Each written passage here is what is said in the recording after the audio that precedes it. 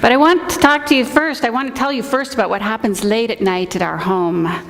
Scott reads to me every night before we go to sleep. He gets out, right now it's the playbook, and reads the book from there, or an old paperback we might have picked up at Goodwill.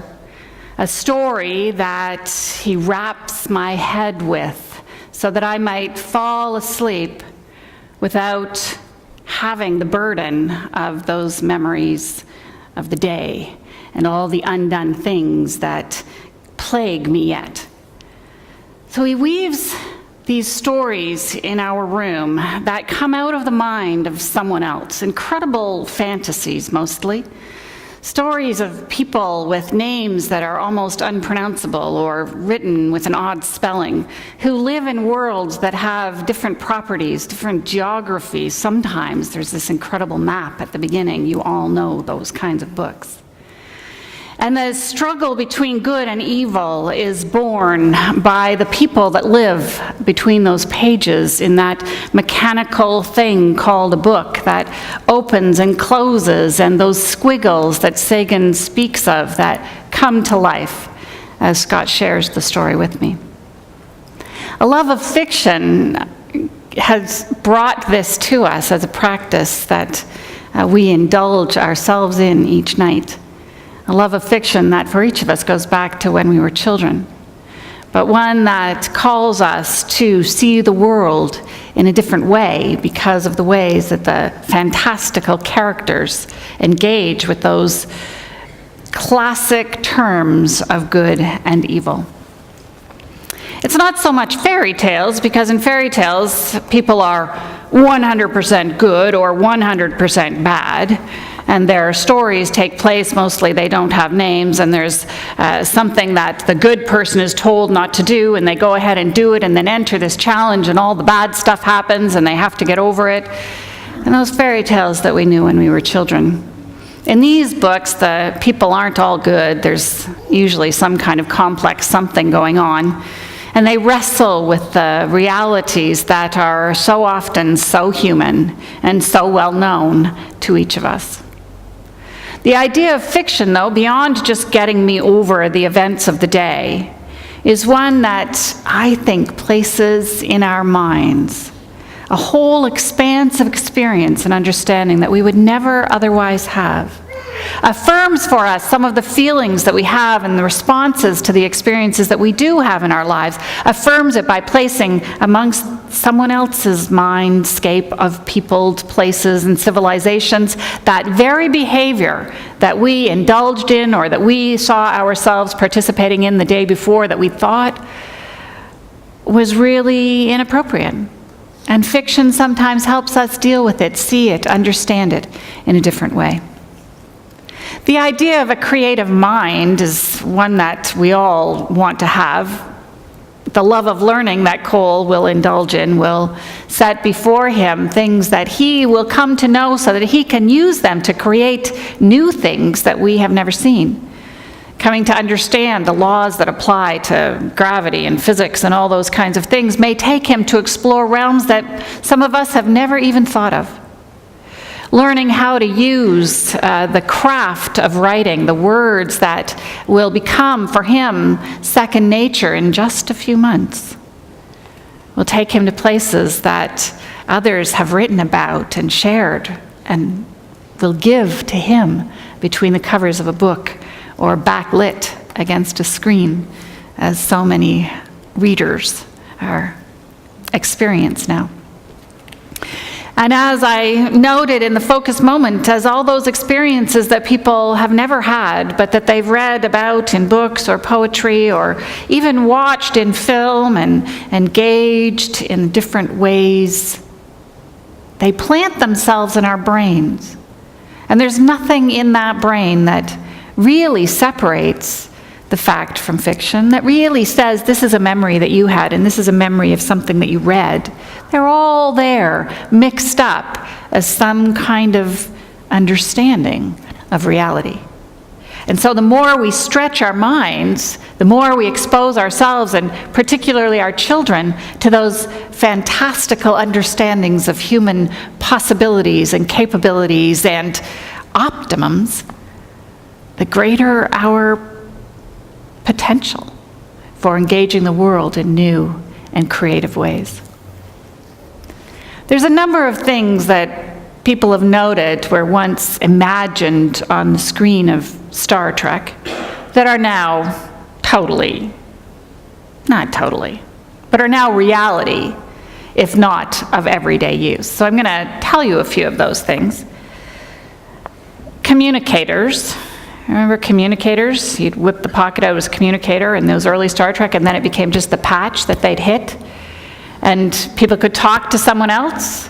And now you can't go anywhere but what you see people talking on their cell phones or talking to themselves with their cell phone tucked in a back pocket or in their purse somewhere, just chatting away, a major theme in the movie Her that Scott and I watched.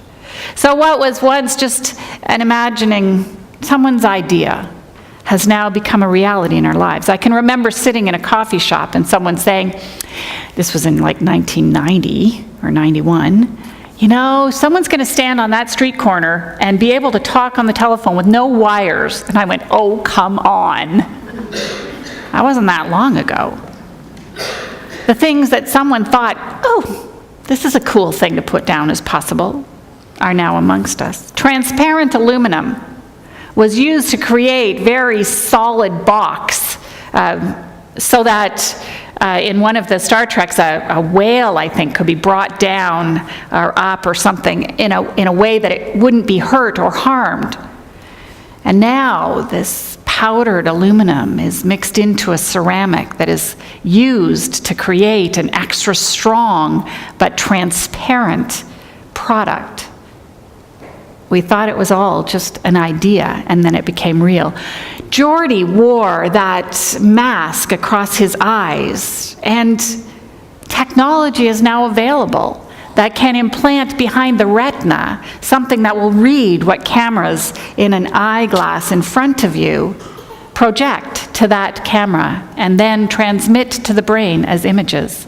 Something that we thought was just a really cool scientific imagination thing in the world of fantasy, and now is amongst us. And injections. Doc was always pew, with the injection, pew, pew. Never a needle, just a immunization against this or an antidote against that. And we now have these spray injections that go at an incredible speed and can get transdermal with a force that spreads the vaccine or whatever it is much faster than a normal injection does. So we're into the realm of reality of these things that once were mere possibilities. Science fiction and those creative geniuses that come up with the ideas set aside for a brief time to focus on some fiction. I just want to get this in. That whole thing about venting from the forward nacelles, anyone find that was kind of like funny? No? You didn't get that? Okay, I always thought that was funny, that nacelle thing, and venting from it anyway. I was on Star Trek, they always vented from the forward nacelles. We're going to vent it from the forward nacelles, which means having a runny nose. I thought it was funny. No one ever got it, apparently.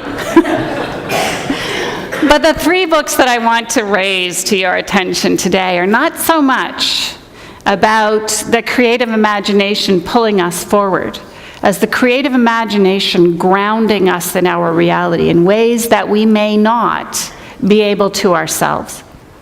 And the three books that I want to speak to you about today are Geraldine Brooks' Caleb's Crossing, a book about the first Native American graduate from Harvard University. Anyone who hasn't read that book want to guess when that was? 1665. First Native American to graduate from Harvard University. And the record just really shows that he graduated. It doesn't really say much more about him, although it's known that he died shortly after that. But Geraldine Brooks, with her incredible way of picking up a tiny detail of history and weaving it into an incredible tale, brings the story of Caleb and his tribe from the island now known as Martha's Vineyard, brings them to life in a way that helps us understand the intersection of a colonial people, a Puritan people, and the people of this land as they were when those colonizing nations first arrived. The second book is Late Nights on Air by Elizabeth Hay, a Giller Prize-winning book about the CBC in Yellowknife in 1975. I was attracted to the book because I worked at CBC in Inuvik in 1979 to 1983. No, not quite that long. Yeah, no, that's about it.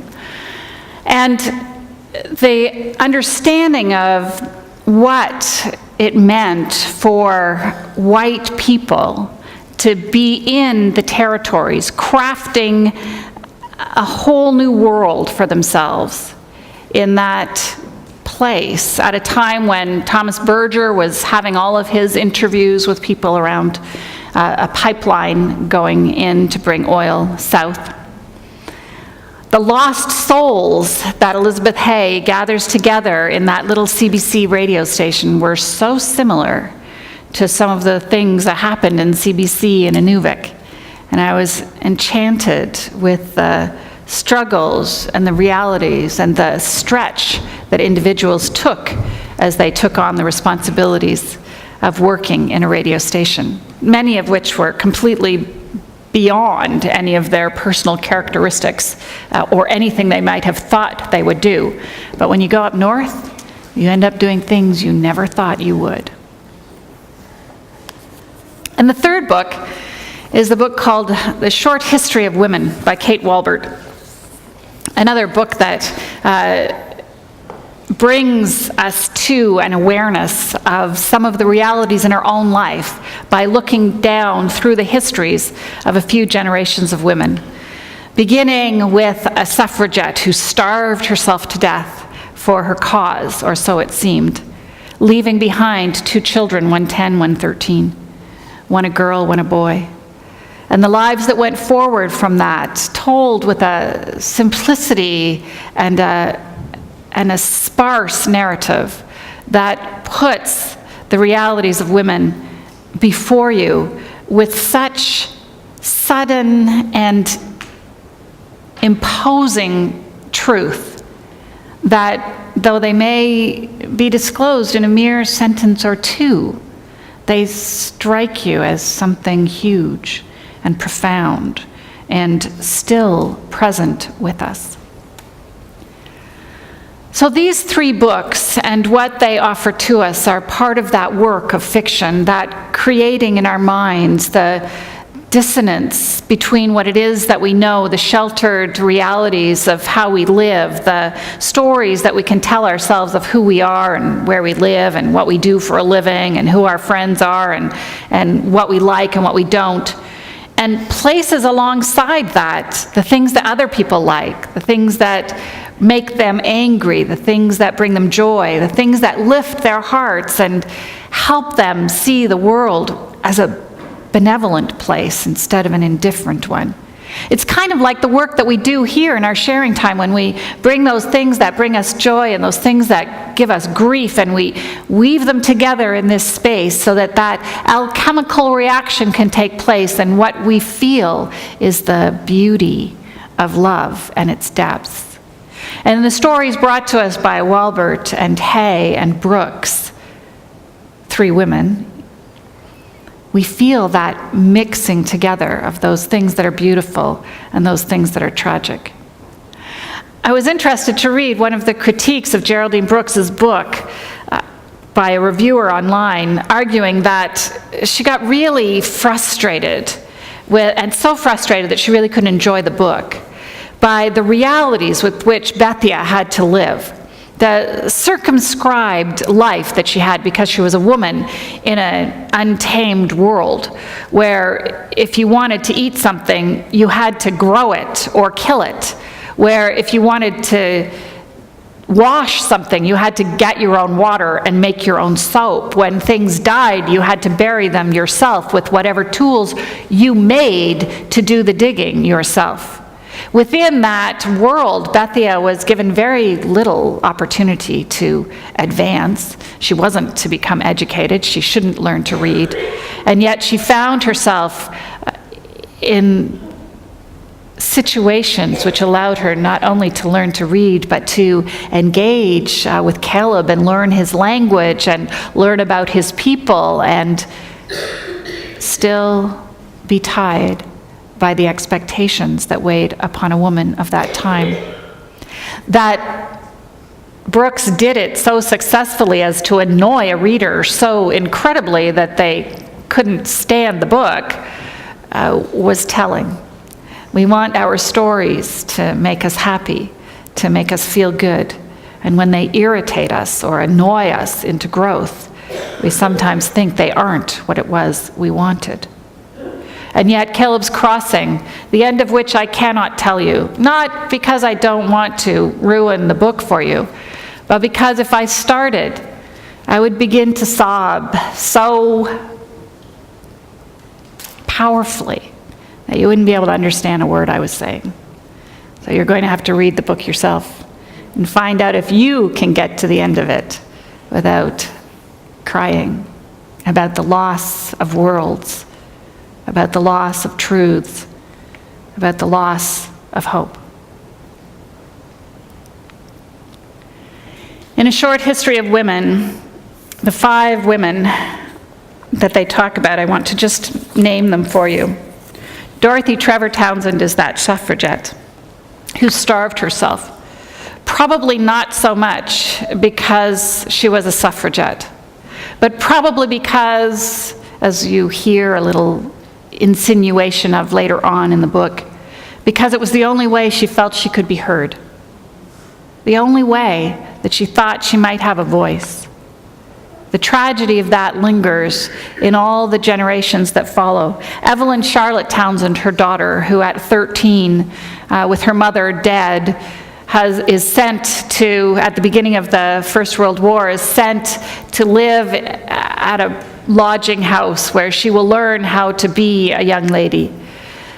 And how she learns there, not just how to be a young lady, but what the costs of being female in that world really were. She grew to become a learned professor and cut herself entirely off from the rest of her family.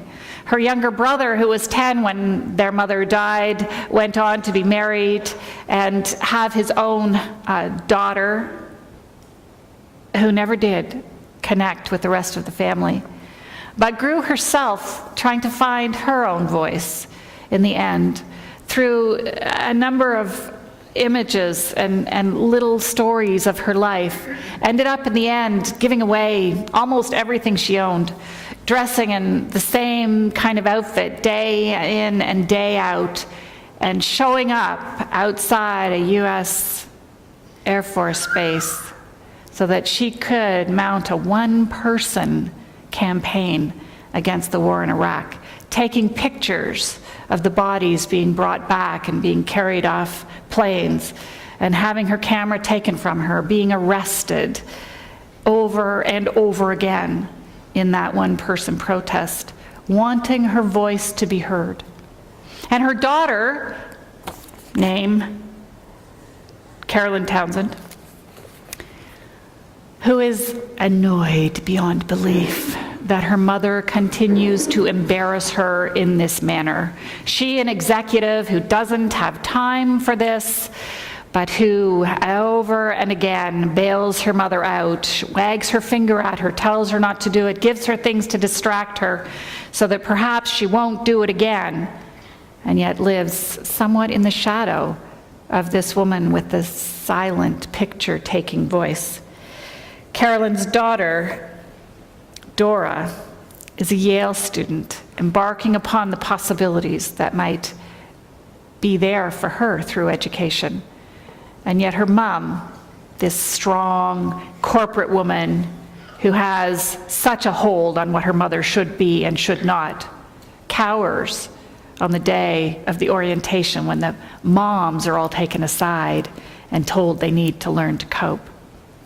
Her sister Liz, much younger, who was an afterthought in the family, takes on her own life as a Manhattanite potter, living in a high-rise and worrying about playdates. They're simple stories. They're really simple stories. And they're shared with us by Walbert in a way that helps us take notice. In Late Nights on Air, this collection of strange people that gather in the CBC radio station in Yellowknife, just as television is about to take over and make its presence known in the North, they don't really mean to be together. They just end up that way.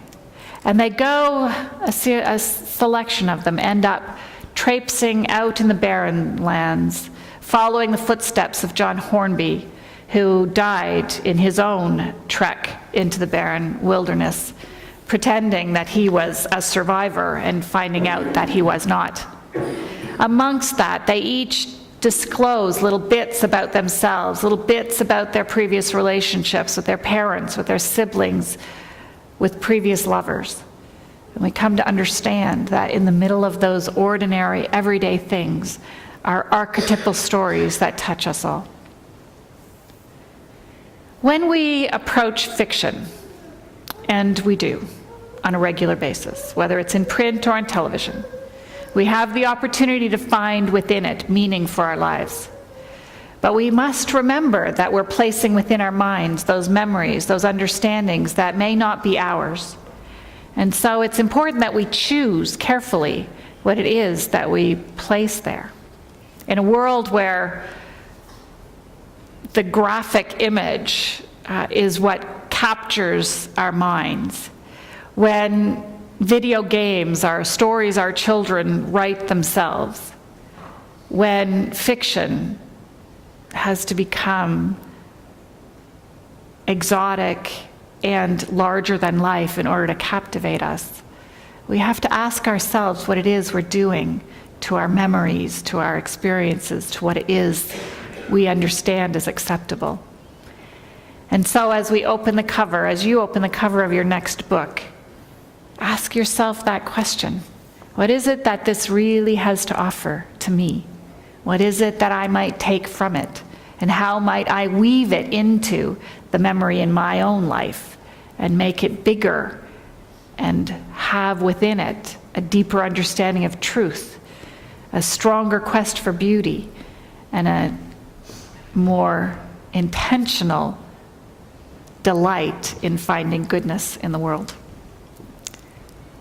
Today, as we celebrate new life in this community, may we find in those books we pick up lives we would never know, and may they enlighten us in ways that we may never have expected. Thank you.